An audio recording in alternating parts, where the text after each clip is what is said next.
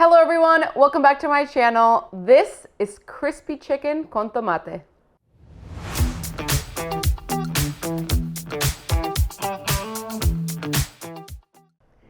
Before we start working on the chicken, we are going to work on the actual tomate part of the pan con tomate. So this is super simple. This is actually one of my favorite and easiest Spanish tapas recipes, but of course we're making it high protein today.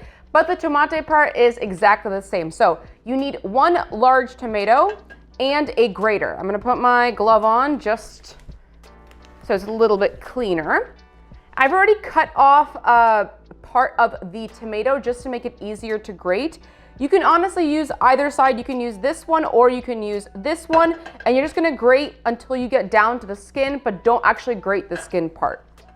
It's also been a while since I've made Spanish tapas on this channel, and I will link in the description below some other Spanish tapas recipes that I've worked on so you guys can watch them. And if you haven't yet subscribed to the channel, hit that subscribe button down below and also like this video while you're at it.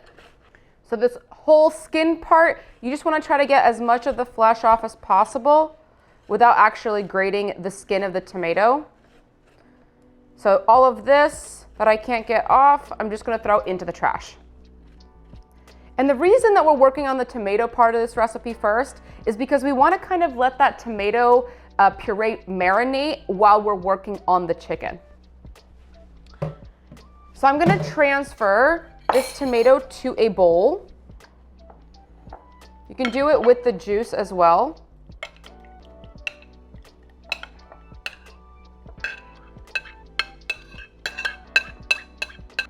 And the reason I'm transferring over is just a lot easier to do this part. So I'm gonna take now all of the pulp that we just got from the tomato and I'm gonna put it into a strainer because we wanna get out the liquid. We just wanna leave the pulp. So I'm kind of gently moving the puree around to get the liquid out, and you just wanna try to get as much liquid out as possible. You don't want to press because obviously it'll go through the strainer, so I just kind of move it around back and forth. And now that we're left with just the pulp and basically all the liquid has come out, this is what I'm going to put back into my bowl. Typically with the pan con tomate, when you're making the tomato puree part, you're not going to put garlic in there necessarily, but because we're doing a chicken, a crispy chicken instead of the bread, I'm going to put the garlic inside of this. So I'm going to take my grater, and I'm just going to grate one garlic clove. Of course you can put garlic in the tomato puree, and sometimes people do. I usually avoid it if I'm doing on a piece of bread because I will just take the garlic and I will rub it on the bread itself. But for this, I want to try to get as much of that garlic flavor in to the tomato puree that I can. Now I'm going to add a good amount of olive oil. I like to do about 2 tablespoons for one large tomato. I'm going to do a pinch of salt, maybe about 1/4 teaspoon. Of course, you'll do it to taste. And some fresh cracked black pepper. And we're just going to mix this all together. And we're just going to set this aside to let it marinate while we work on the chicken. For the chicken, I like to use actually a boneless, skinless chicken thigh rather than using a chicken breast. You can use a chicken breast if you want, like a thinly sliced one. But I like the boneless, skinless chicken thigh because it has a ton more flavor, a little bit fattier, and it just gets a little bit crispier. Just a better flavor for this particular recipe. So I'm gonna make sure that all the bones are out. Do you see a little bit there? So I'm gonna cut that.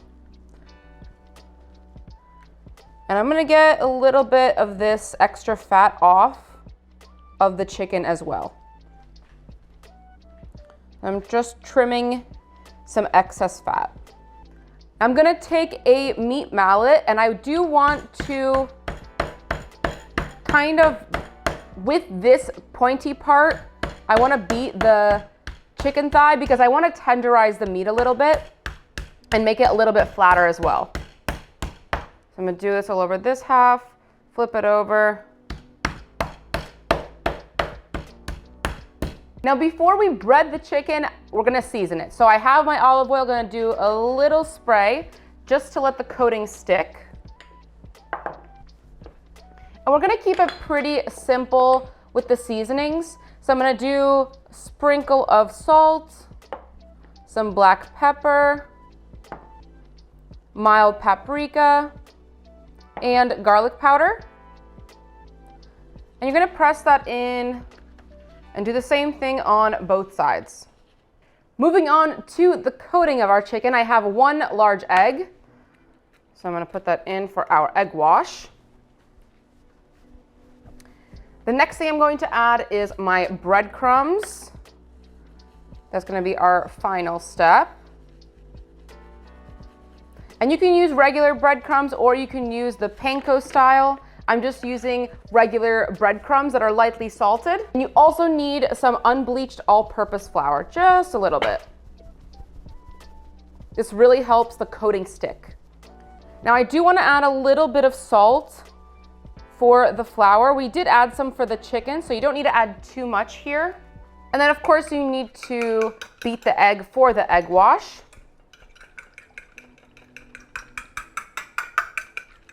And all the measurements for this recipe will be for a single serving. So of course you'll increase it if you're gonna be making more of this. And here's the special ingredient that I like to add for the coating of this particular chicken. It is pecorino romano. This adds a nice little cheesy touch without being too overpowering. So I'm gonna grate it into the breadcrumb for the exterior coating. And I'm just gonna mix that pecorino romano into the breadcrumbs. And we're ready now to coat our chicken. So you're gonna take the chicken thigh and you're gonna put it into the all-purpose flour. This kind of creates that dry barrier to let the coating of the outside stick. So make sure that it is well coated and then shake off the excess. Then you're gonna put it into the egg wash. Using the other hand, flip it over. You can always have a wet hand and a dry hand when you're coating anything or breading anything. And then we're gonna drop it into our breadcrumb and pecorino romano coating.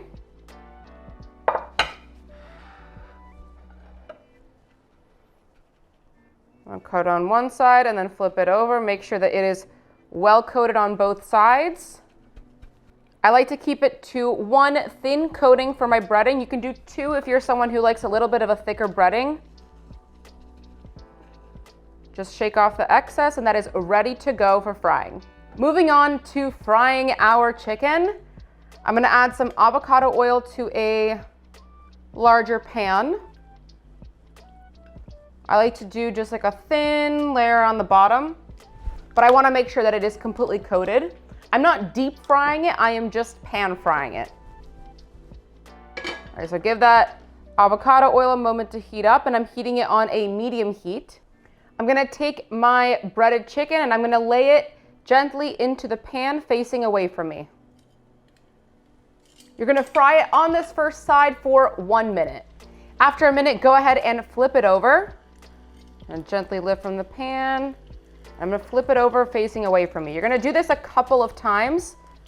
I just had this little piece that fell off, so of course we can't let a little piece go to waste. So now I'm gonna cook for 1 minute on the second side. After the second minute, you're going to flip it over again, and you're just gonna do this process 1 more time. So you're gonna cook 1 minute on this side and then 1 minute again on the last side. You also do wanna get a meat thermometer to make sure that the interior is fully cooked, so go ahead and get that ready as well. For poultry, you wanna make sure that it is 165 degrees Fahrenheit inside the chicken in the center.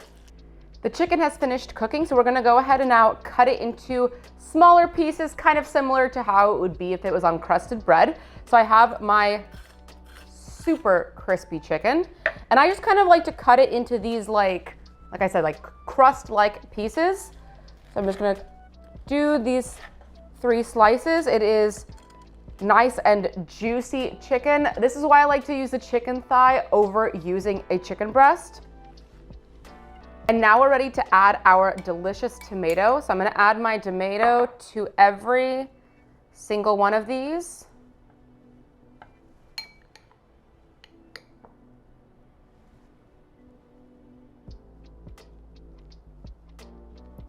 This is a perfect appetizer and a great alternative version of the classic Spanish tapas recipe that has more protein and just a tad bit more punch of flavor when you're eating it. That's perfect. And then I also like to take some flaky sea salt and add some flaky sea salt on top. I also have some fresh oregano that grows in my garden, so I do like to decorate it on top just for some extra flavor, just a couple of little flakes. Totally optional, but adds such great flavor if you have it available to you. And that is it, a delicious high protein take on the classic Spanish tapas recipe, pan con tomate, but instead we're using a crispy chicken thigh. This is such a great alternative. I absolutely love this one, and I know you guys will too. I need to take a bite right here of a perfect centerpiece. We have the juicy, crispy chicken, the delicious tomato puree on top. I can't wait for you guys to try this one. Let me know what you think down in the comments below. Cheers. Absolutely delicious. You guys will love this recipe. I want to know what your favorite Spanish tapas dish is in the comments below, so go ahead and drop that comment, and thank you all so much for watching. I really hope you enjoyed this video. If you did, make sure to hit that like button and subscribe to my channel. Also hit that notification bell to never miss a tasty upload. Till next time.